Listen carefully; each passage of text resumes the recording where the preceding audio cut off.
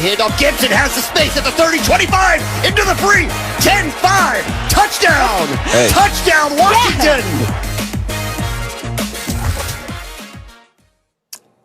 All right, Stephen A. So here's the facts. The Cowboys get blown out on Thanksgiving Day, 41-16, by Washington, of all teams. They now fall to 3-8. What is Jerry Jones to do about Mike McCarthy and his coaching?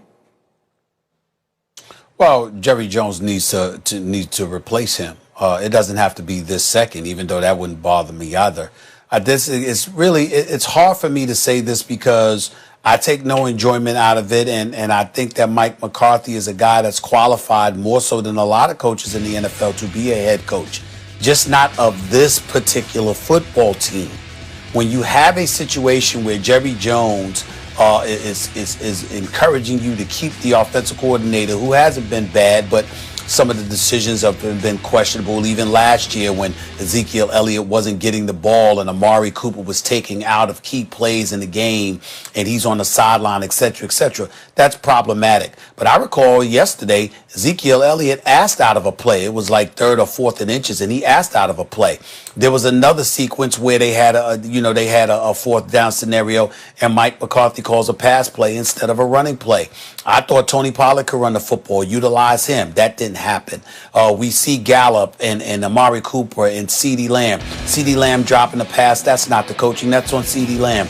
We get all of that. But that fake punt is on the coaches. The 4th and inches call when you elect to pass instead of run is on the coaches. When you look at stuff like that that's transpiring and you combine that with guys calling out the coaches earlier on in the season, him clearly not ingratiating himself. And listen, I'm not going to even go here because I'm going to be nice about it. But as a black dude, with you reportedly bringing in watermelons to crush them just a week ago to give an indication of how a defense should play, and that's your methodology in order to encourage brothers to show up and play with a bit more fervor and energy for you, that's a huge question mark, but I won't go there today. I'm going to be nice. In the end, what it comes down to is that you look at Mike McCarthy, and what we keep ignoring is that the NFL is not just about X's and O's, because the coaches are bright enough to know what the others are doing. It's about galvanizing the troops and making sure that they exhaust every means and measure to maximize whatever potential they have. It's called being a leader of men. And I don't see that from Mike McCarthy. And that, to me, is what the Dallas Cowboys are in desperate need of. And to act like everything falls apart because from a leadership perspective, Max, just because Dak Prescott isn't there is a bit bothersome to me. I don't buy that. I think some of that onus should be on the coach. And if this man is not the right guy for the job, move on. They were 8-8 with Dak Prescott last year and more of their offense. They were 8-8 with Dak Prescott last year and more of their offensive line, and they were losing with Dak Prescott early in the season, right? I mean, I'll say this. I wouldn't have hired Mike McCarthy. I thought it was a bad hire. But just like I said when it came to benching Carson Wentz, they needed to do it 3 weeks ago, hold him accountable. At this point, what difference does it make? I think it's already a lost cause. The more I think about it, so what? Let's say he lets Mike McCarthy go. You think Jerry Jones is going to hire the right coach this time? Or is he going to hire someone else who, once again, won't take headlines away from Jerry Jones, attention away from Jerry Jones in the event that they do win? Meaning he will limit the pool of coaches he will choose from. And he will probably limit it to the less effective coaches, not to the young, charismatic coaches who might get, or even the more established coaches who might get credit for winning.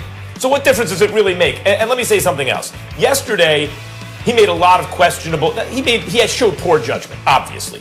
From your own 24 on 4th down, like, what are you doing? It's a trick play, okay, fine. You have your $90 million running back. You're on 4th and 1. You give him the ball, maybe. Try a quarterback sneak at times instead of a passing play. Didn't with CeeDee Lamb. Didn't make any sense, right?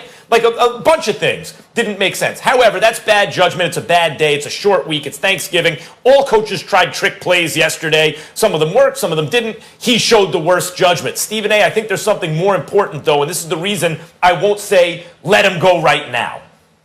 I agreed with you about a month ago, but then I saw something happen. They came ready to play against the Eagles. They scored on the first possession. They lost the game because they weren't really good yet, and they're still not that good.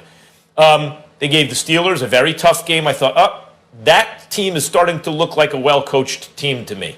right? And then they beat the Vikings.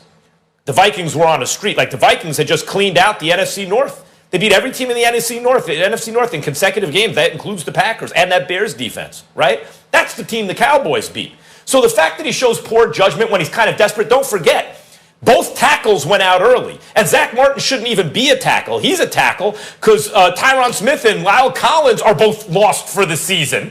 And then you lose what's his name, Cameron Irving, and who was, from that high draft pick from the Browns from like 5 years ago, right? And Zach Martin, who's actually very good but playing out of position. They have no offensive line. So on a day where a lot of guys try trick plays because it's a short week, it's Thanksgiving, when he knows he's outgunned, he understands all that, and he knows now I don't even have my backup offensive line.